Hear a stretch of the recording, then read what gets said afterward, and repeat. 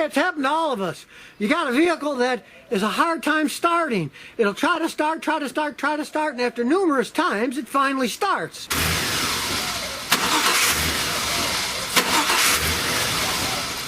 So today I'm going to show you how you can diagnose and repair a vehicle that has a hard time starting, but then once it starts, it runs okay. Now in the case of this Chevy pickup, the customer says over the course of the last year or two it's gotten worse, where it'll be harder and harder to crank, and then eventually it starts. Now unfortunately, there's about a zillion things that can cause that, anything from low fuel pressure to a problem in the computer to the car. So the first thing I'm going to do is hook up this basic scan tool, see if there's any codes. So we'll just go under the dash and plug it in. Now in this case it says P0102, mass airflow circuit low input.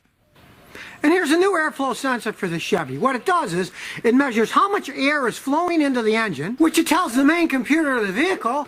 Then the vehicle decides how much power to give the fuel injectors to match the fuel with the air that's coming in. And if the sensor goes bad, it can give the wrong amount of fuel, so the vehicle will be hard to start. But then once it warms up, a lot of times it runs good enough that you don't notice that much difference. So we'll take off the alt map sensor here. We just unscrew the clamps and get the rubber to come off. Then pull the other side off the air box. Then we squeeze the tab and take the electrical connection off. Now if you want to try, they make a mass airflow sensor cleaner, and once you take it off the car, you can spray the inside and clean it. Sometimes that'll fix them. But if you want the truth of the matter, I already tried this months ago on it, and it didn't help it out, so I'm just going to replace the mass airflow sensor. And the only thing you can mess up is you can put it on backwards. So you look at the flow line, and you make sure that the air filter's on this side and the air is flowing this way into the engine, so you don't put it on backwards. Now first you just put the rubber ring on, and then you push the ring onto the air box and tighten the clamp. Then you can put the whole air box down and stick the other end going to the engine on it and tighten that clamp up. Now these airflow sensors are pretty sensitive, so before you plug it back in, first take off the negative battery terminal. That way you won't short anything off. Now you can plug it back on without risk of shorting anything. Because if the sensor's powered up, just the fact of plugging those wires in sometimes can make those little diodes pop. So unplug the battery first, then just put it back on before you start it. And put the cable on nice and tight. And now comes the moment of truth. Starts right up like a dream. Now we got lucky. This was a pretty simple fix. It had a code for the mass airflow sensor. Let's say it didn't have a code. Well then, generally you need to know a lot about cars, or hire a guy like me who has a high-level scan tool who can analyze all the data on it and figure out which system isn't working right and then fix it. Because with the Chevy truck for a couple of years, it didn't have a code for the mass airflow sensor, even though it was going bad. It only trips a code when it gets really bad. But he drove it, it ran good enough, but now it was getting a lot worse, so he brought it in and we figured out what was wrong. And since these scan tools don't cost that much for a basic one like this, it's not a bad idea if you just go out and buy one. It'll work on every car sold in the United States from 1996 to the present time. Now in this Toyota, the throttle position sensor is right here. As the throttle is moved, it also moves the inside of the throttle sensor so the computer knows how wide open it is. That's one of the inputs so the computer can tell how much fuel to fire with the fuel injectors. Now in any modern car, 1996 or newer, you can use an OBD2 scanner tool to look at the live data from the throttle position sensor. You can move the throttle and see if the throttle position sensor data changes correctly. But you can forget about that on this old 1988 Toyota. We're going to have to go old school. So in this case, we get a metal jumper wire and connect T, E, and E1 together and turn the key on to read the codes with the check engine light flashing. We can't access live data on this old thing. It's flashing out the code right now. And in this case, it's code 41, which is a problem in the throttle position sensor system. Now, since we can't access the live data, we can't watch it, we can do some very complicated tests like this. We can go through the wiring schematics here and do all these different tests to see what's happening, which is rather complicated. Or you can do a trick that I've been doing for years. Start up the engine, then go under the hood and unplug the throttle position sensor.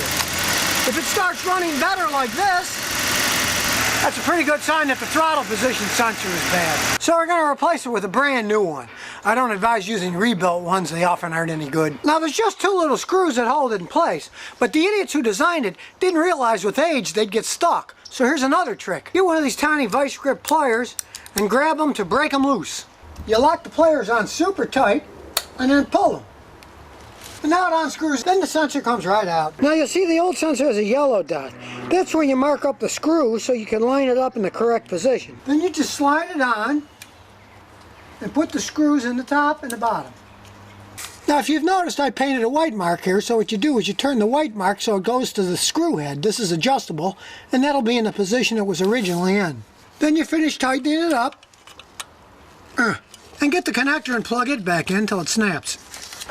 Then cross your fingers and start her up.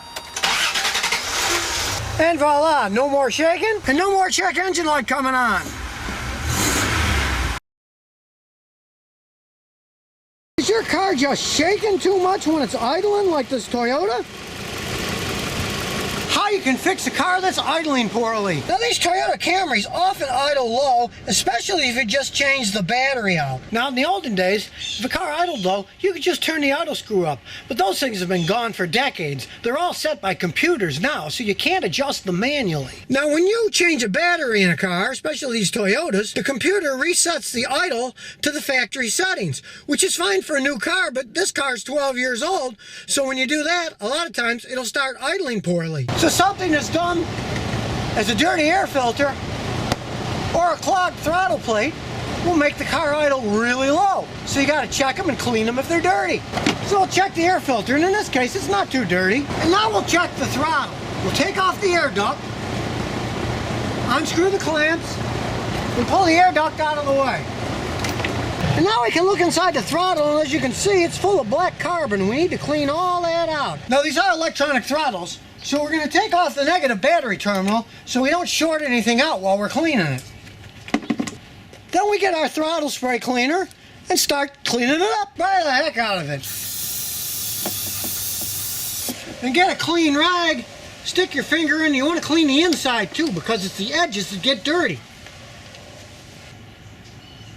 Just look at all the crud that's coming off. You want to do it for 5 or 10 minutes because you really want to get rid of all that carbon buildup. Now when you're done cleaning the throttle, it's a good idea to just leave it all open for about 45 minutes or an hour so all the solvent evaporates so it doesn't start weird and run funny for a while. Now after it's dry, you put the air ducts back on.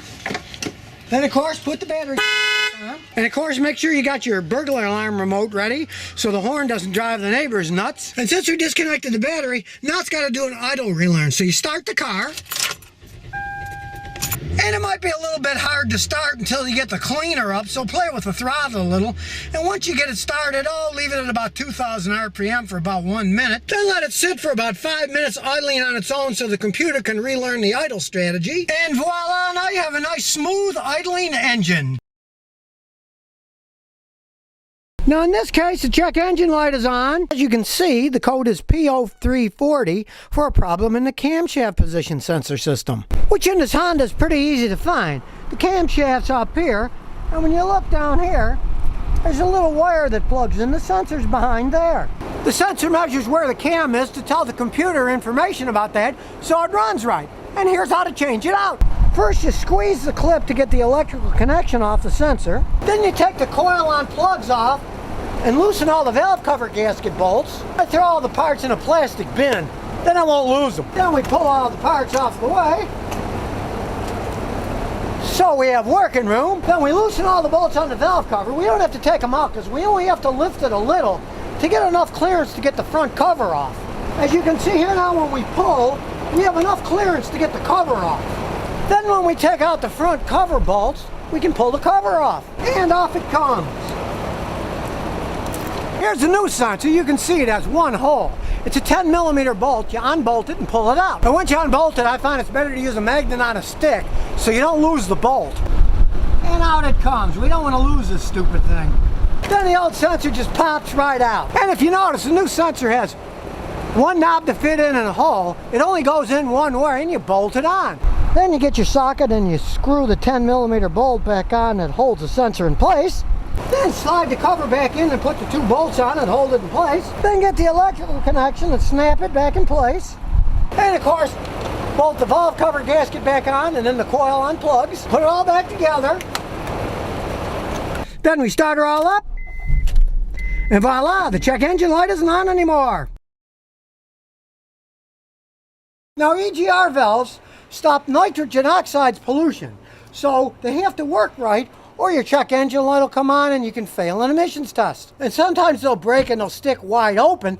Then it'll suck so much air that the engine will idle poorly and run bad. As you can see, the hot exhaust gas comes out of the engine and some of it goes into the EGR valve, which when it's opened up, sends the hot exhaust gas back into the intake manifold.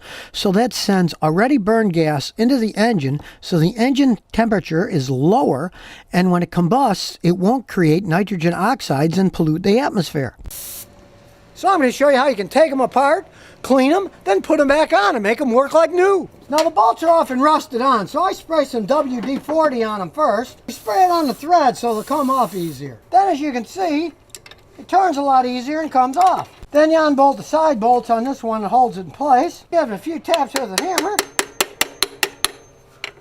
and you wiggle the heck out of it to get it off. Now before you start cleaning, if you look inside, you'll see there's a little rod and a diaphragm. You want to give it vacuum pressure and pull on it to see if the diaphragm's ripped, because if it's ripped, you're going to have to buy a new valve. So you get a vacuum pump and you hook it up to the vacuum line and then suck on it. And when you do that, watch the valve. See how it moved up? That means the diaphragm is working and this one is good for cleaning. You can also watch the vacuum gauge. If the gauge goes and then when you let go it starts sinking, goes down to 0, it means it's ripped and you're still going to have to replace it. But this is holding pressure and moved it so we can clean it. Now to clean it you can use any kind of solvent, and you want to spray it inside. The pinsel's inside here. Any of the big openings, spray it, and if you really want a good job, do it upside down and let it soak for 4 or 5 hours. If you really want it to soak good, that'll get any carbon off. What you're doing is cleaning a little pintle that's inside there. It's a little needle and it blocks it when it's done, and when it opens up, it lets the exhaust gas go inside the engine so it doesn't create nitrogen oxide pollutants. And like I said, if you want it to really be cleaned well, you might just fill it up upside down, let it soak overnight, and then put it on the next day, because the solvent can take a while to get rid of carbon buildups. And then of course slide it on and bolt it back on when you're done. And make sure you get them on nice and tight. Then start it up, feel with your hand, make sure it has no exhaust leaks. You gotta make sure the exhaust parts are super tight. So if you never want to miss another one of my new car repair videos, remember to ring that bell.